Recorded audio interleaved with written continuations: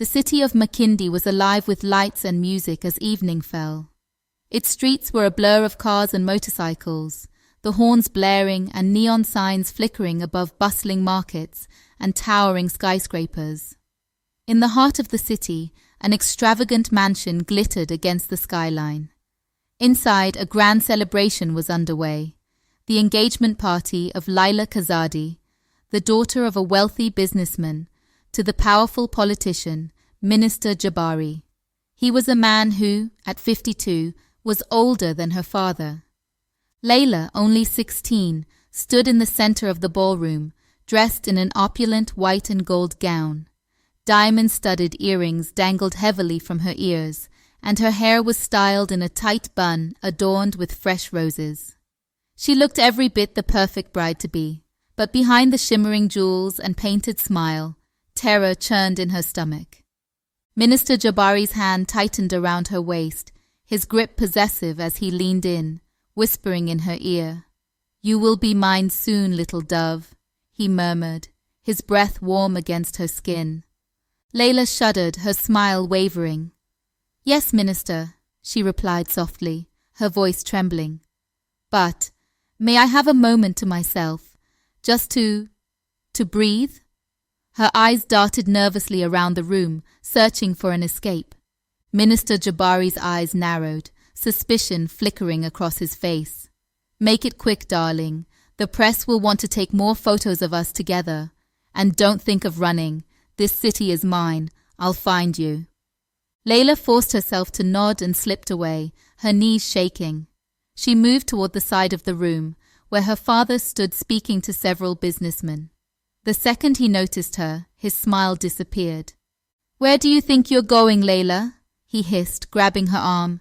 "You're embarrassing me in front of our guests." "I just need a moment, Baba," Laila whispered, glancing around anxiously. "Please, just one moment." Her father's grip tightened, his face contorting with anger. "Don't ruin this for us," he warned. "Minister Jabari is your future now. You will make this marriage work, or so help me." "Let go of her," a voice interrupted softly. Laila's mother, her face pale and drawn, placed a trembling hand on her husband's arm. "Let the girl have a moment. It's her night too." Laila's father scowled but released her. "Fine. 5 minutes, Laila. Then get back here and smile." With a shaky breath, Laila turned and hurried toward the kitchen doors. As she approached, her eyes landed on Auntie Fadila, her mother's old friend, standing near the dessert table. An idea sparked in her mind. "Auntie Fadila," Laila whispered urgently, touching her arm. I left my phone in my room. Can you please ask one of the maids to fetch it for me? I need it urgently." Auntie Fadila frowned, her eyes narrowing. "Laila, what are you up to?" "Nothing, Auntie, I promise." Laila lied, forcing a smile. "Please, just help me this once." With a sigh, Auntie Fadila nodded. "Fine, but hurry up, child. Your father is watching." As soon as Auntie Fadila turned away, Laila slipped through the kitchen doors, her heart racing. The kitchen staff barely glanced at her as she moved swiftly through the steaming pots and clattering dishes. She kept her head down, praying no one would stop her. Finally, she reached the small, nondescript door at the back of the kitchen. Her hand shook as she turned the knob and stepped into the narrow, dark staircase behind it. It smelled of dust and damp, the walls close and suffocating. But she pushed forward, lifting her heavy skirts and tearing off her high heels, leaving them abandoned on the steps. Barefoot, she climbed down quickly, feeling the rough concrete scrape against her skin. At the bottom of the staircase was a small metal door. Taking a deep breath, Laila pushed it open and stepped out into a dimly lit alleyway. The air outside was cold against her bare arms, and the sounds of the city seemed distant and muted. She was free, for now. Just as she caught her breath, a low rumble of an engine reached her ears. A motorcycle pulled up in front of her, and the rider, a young man in a leather jacket, took off his helmet, revealing a familiar face.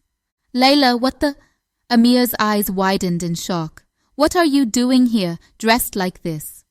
I don't have time to explain, Laila gasped, glancing over her shoulder. She could already hear shouts from the kitchen door. Amir, please, just drive. They'll catch me if you don't.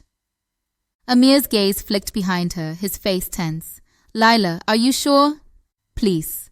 Laila's voice broke. If you ever cared about me, just go. For a moment, Amir stared at her, his jaw clenched. Then, without another word, he revved the engine. Laila gathered the voluminous gown, her heart pounding as she climbed onto the back of the bike. As soon as her arms wrapped around his waist, the motorcycle roared to life and shot forward, the fabric of her dress billowing out behind her like a defiant flag. They sped through the narrow alley, dodging trash cans and weaving around dumpsters. Laila risked a glance back and saw several men pouring out of the kitchen door, her father's guards. Faster, Amir, she cried. They're coming. I see them. Amir gritted his teeth, turning sharply onto the main street.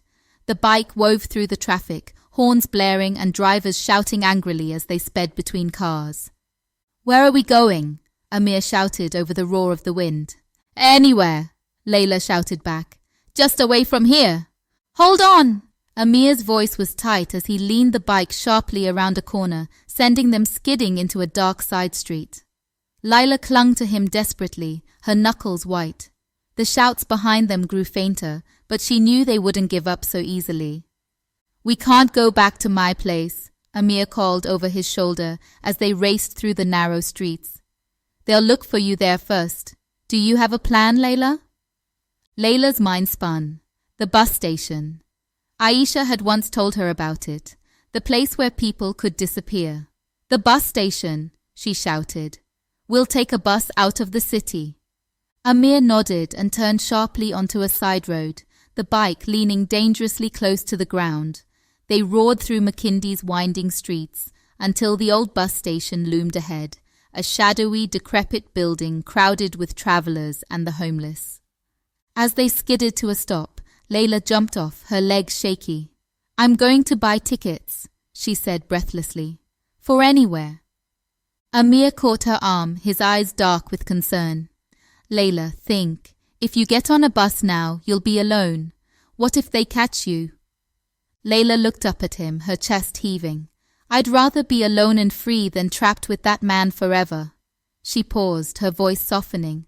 But I don't want to be alone. Amir's gaze softened. Then I'm coming with you. Amir, no, you'll get in trouble. I don't care, he cut her off, his voice firm. I've cared about you since we were kids. If you're running, then I'm running too. Tears stung Laila's eyes as she nodded. Okay, together then. Tickets in hand, they boarded a rickety bus just as the first of her father's men arrived at the station, shouting her name. The engine roared, and the bus lurched forward, leaving the guards behind in a cloud of exhaust. Laila leaned back in her seat, her heart racing as the city lights faded into the distance. She was running into the unknown, her future uncertain, but for the first time in her life, she felt free. Where to? Amir whispered beside her. Anywhere, Laila whispered back, smiling through her tears. Anywhere but here.